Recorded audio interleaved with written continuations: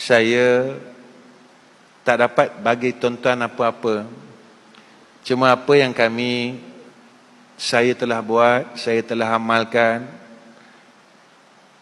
saya nak tinggalkan untuk tuan-tuan. Amalan ni mudah aja tuan-tuan. Doa supaya kita dapat mati husnul khatimah. Jadi kenapa saya buat?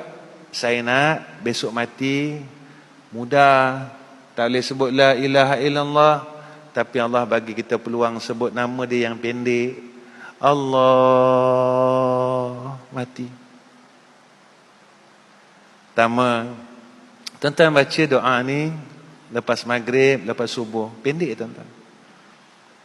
Allahumma barik li fil maut wa fima ba'dal maut.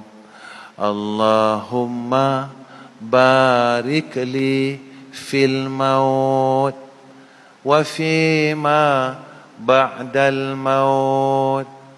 Allahumma barik li fil maut wa fima ba'dal maut. Allahumma barik li fil maut wa fima ba'dal maut. Allahumma barik li fil maut wa fima ba'dal maut. Siapa yang membacanya dijanjikan kepada kita mati di dalam Islam, yakni mati dalam fitrah. Di riwayat Tabrani,